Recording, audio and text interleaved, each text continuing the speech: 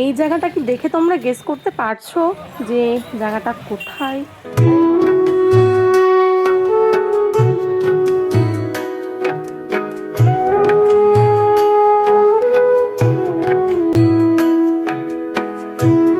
A few moments later. So hello everyone, welcome back to my YouTube channel. তো আমি আজকে যাচ্ছি একটু ঘুরু করতে, আর কোথায় ঘুরু করতে সেটা হচ্ছে তোমাদের সাথে পরে শেয়ার করবো। তো চলো বেরিয়ে গেছি বাড়ির থেকে। এই যে সেই আমার ব্লগে প্রায় অনেক দিন পরে তোমরা দেখতে পাচ্ছ হচ্ছে আমাদের বগুলা বাস স্ট্যান্ড। তো আমি অপেক্ষা করেছিলাম বাসের জন্য, এই যে দাঁড়িয়ে আছি, প্রচণ্ড রোদ্দুর ছিল। আর এখনই বলবো না কোথায় যাচ্ছি না যাচ্ছে, আর এই যে বাসে কিন্তু উঠে পড়েছি অলরেডি আমি। আর হ্যাঁ, এই জায়গাটা কি দেখে তোমরা গেস করতে পারছো যে জায়গাটা কোথায়?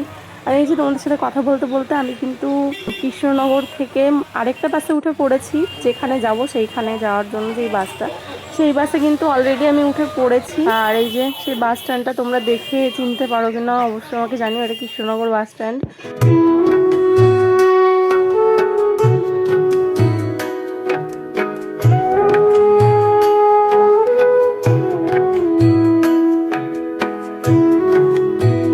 তারপরে আমরা ফাইনালি চলে এসেছি হচ্ছে মায়াপুরে।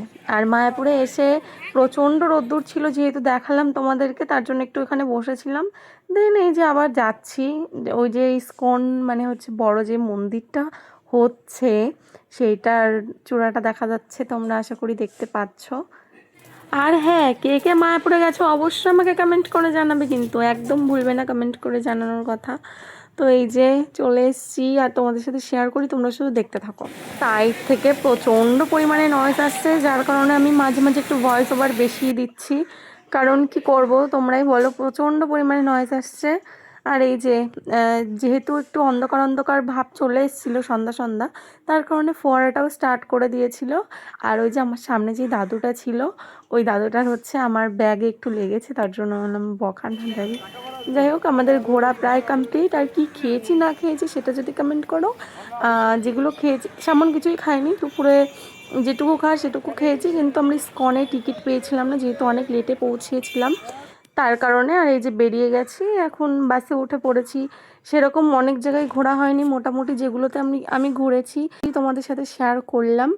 তো এই যে এখন বাসে উঠে পড়েছি, এখন বাড়ির দিকে যেতে হবে, প্রায় 7টা বেজে গেছে।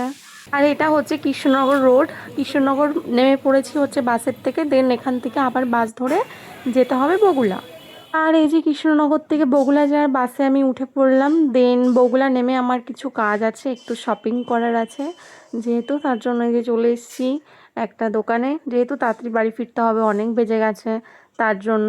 আর এই যে নেওয়া কমপ্লিট, জাস্ট এই শাড়িটা নিয়েছি আমার জন্য না। তো চলো আজকের মতো টাটা। ভিডিওটা ভালো লাগলে অবশ্যই লাইক করে দিও। বাই।